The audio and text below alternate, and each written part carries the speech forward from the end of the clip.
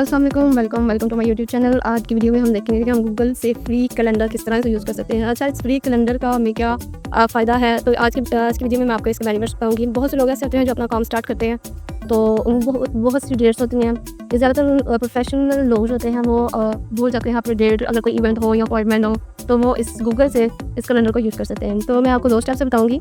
चलते हैं अपने टॉपिक की तरफ। सेकंड इससे पहले अगर आप नए हैं तो मेरे चैनल को सब्सक्राइब कर दें, लाइक करें, शेयर करके कमेंट कर दें and don't forget to press the bell icon. तो सिंपली आपने गूगल कोई भी क्रोम ओपन कर लेना है। मैंने यहाँ गूगल क्रोम ओपन कर लिया है। यहाँ पर आपने सिंपल लिखना है google.com और इसे एंटर कर दें। जैसे हम इसको एंटर करेंगे तो यहाँ लिखना है गूगल कैलेंडर। इस पर क्लिक कर देना है, ऊपर आ जाएगा Google calendar easy time management appointments. इस पर आपने सीधे क्लिक कर देना है, तो ये आपके सामने गूगल का जो कैलेंडर है ओपन हो गया है। तो ये देखिए, अब यहाँ ये वाले जो ऑप्शन है लेस देन और ग्रेटर देन, आप ग्रेटर देन पर क्लिक करेंगे तो ये मंथ नेक्स्ट मंथ आ जाएगा। अगर लेस देन पर क्लिक करेंगे तो ये प्रीवियस मंथ आ जाएगा। ये टुडे है, टुडे यहाँ अब टुडे पे हम क्लिक करेंगे तो ये देखिए आज 10 डेट है और संडे है। उसके अलावा यहाँ पर सर्च बार है, यहाँ से आप सर्च कर सकते हैं। उसके बाद ये मंथ, ये डे वाइज भी हो सकता है। ये देखिए डे आज का दिन के हिसाब से भी हो जाता है, वीक, फिर मंथ, फिर ईयर, फिर स्केड्यूल। ये जो भी है नवंबर है तो ये अगस्त है, ठीक है। और ये नीचे 4 डेज़ का, क्या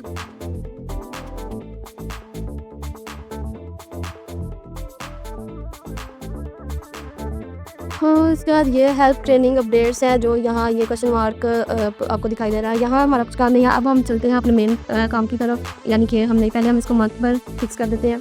तो हम मेन काम की तरफ चलते हैं, यानी कि हम कोई भी जो है टाइम या इवेंट है या अपॉइंटमेंट है, कुछ भी है, मीटिंग वगैरह है, तो हम उसका रिमाइंडर किस तरह से लगा सकते हैं। तो यहाँ अपने अगर कोई इवेंट है तो इवेंट पर क्लिक करना है कि यहाँ सिंपली आपने लिखना है जो भी इवेंट हो। अगर वेडिंग है तो आप वेडिंग का लिख सकते हैं, वेडिंग जिसकी भी होगी, सिस्टर या ब्रदर या किसी की, या आपकी किसी की बर्थडे है तो मैं लिखूँगी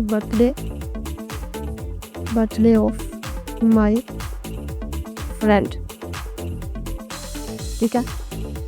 तो ये मैं एंटर पर क्लिक करती हूँ इस तरह से। सॉरी, ये नहीं, तो मैं यहाँ इवेंट पे क्लिक करती हूँ और यहाँ मैं लिखती हूँ बर्थडे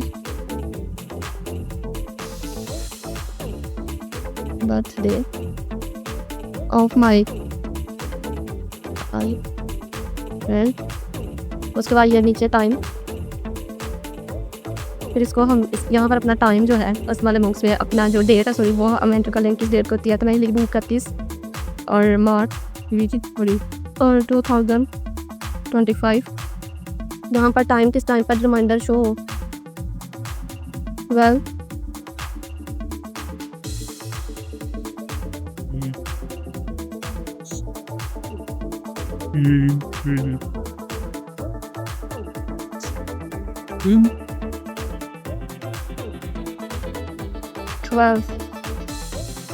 AM। और कहाँ तक उसका जो है रिमाइंडर कहाँ तक रहना रहेगी, तो 12। तो ये ठीक है। उसके बाद आपने लिखना है डज नॉट रिपीट। तो ये रिपीट तभी हो जब इसका रिमाइंडर हो, डेली नहीं होना चाहिए, वीकली नहीं होना चाहिए, एक दिन नहीं होना चाहिए।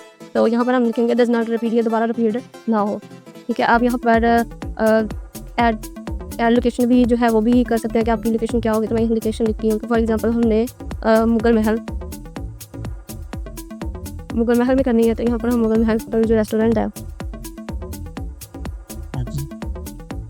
ये कर लेना। उसके बाद हमने सेव पर क्लिक कर देना इस तरह से। तो ये देखिए इवेंट सेव्ड। अब आपने सर्च बार पर जाना है, यहाँ लिखना है बर्थडे, ये नीचे आ गया बर्थडे ऑफ माय फ्रेंड। तो ये देखिए इसकी डिटेल, क्या। अब इसको हम रिमूव करना चाह रहे हैं, ये गलत हो गया, तो ये डिलीट का बटन है, हम यहाँ से डिलीट भी कर सकते हैं। अब अगेन हम कोई टास्क वगैरह रखना चाह रहे हैं, तो यहाँ लिखेंगे हम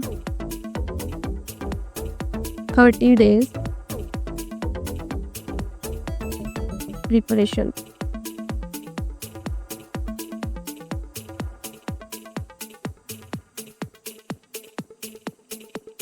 ऑफ एग्जाम और नीचे इसका टाइम्स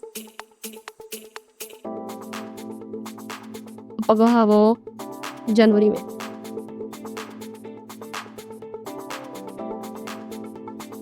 31 जनवरी 2026 اور یہ جو ہے ٹائم اس کو بھی ہم کر لیں گے یہ 3:15 کا. یہ بھی ہم رکھ لیں گے ڈز ناٹ ریپیٹ، یعنی یہ ریپیٹ دے اب ڈسکرپشن میں ہم نے کیا لکھا ہے کہ آن دس ڈے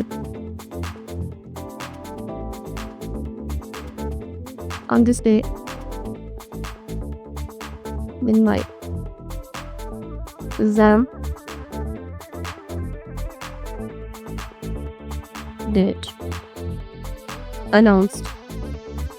ٹھیک ہے، اس کے بعد ہمارے ٹاسک جو ہے وہ یہی ہے. ٹھیک ہے، اس کو آپ سیو کرتے ہیں. اب اس کو بھی ہم اگر سرچ کرتے ہیں تو یہاں پر بھی ہم دیکھ سکتے ہیں، یہاں برتھ ڈے کا بھی ہے، پھر اس کا بھی ہے. یہاں سرچ کریں گے 30 days اور یہ ہم لکھیں گے ٹاسک. تو یہ دیکھیں یہ ٹاسک، اس کا کلر کیا ہونا چاہیے؟ Display on this only yellow. Birth day کا وہ میں نے کیا رکھا تھا؟ گرین.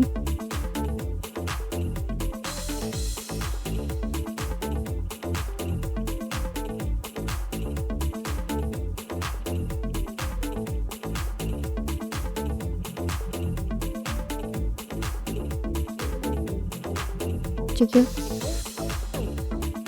یہ اس طرح سے آپ کوئی بھی زیادہ سے اپوائنٹمنٹ بھی ہے یا اپوائنٹمنٹ بھی آپ سیو کر سکتے ہیں. یہاں لکھتے ہیں فار ایگزامپل اگر ہم ہارٹ پیشنٹ ہیں لکھیں گے ہارٹ چیک اپ اور چیک اپ. ٹھیک ہے، اپوائنٹمنٹ ڈیوریشن کا ہوتا ہوگا مطلب 45 منٹس کا ہوگا، 1 hour کا ہوگا یا 1.5 گھنٹے کا، 2 گھنٹے کا. ہمیں 2 گھنٹہ کا لگتی ہوں، ریپیٹ بھی نہیں رہی تو یہاں والا ہم لکھیں گے ڈز ناٹ ریپیٹ. ٹھیک ہے، اس کے بعد ایڈ ڈیٹ ہم نے کون سی ایڈ کرنی ہے یہاں پر یہی کر دیتے ہیں. ٹھیک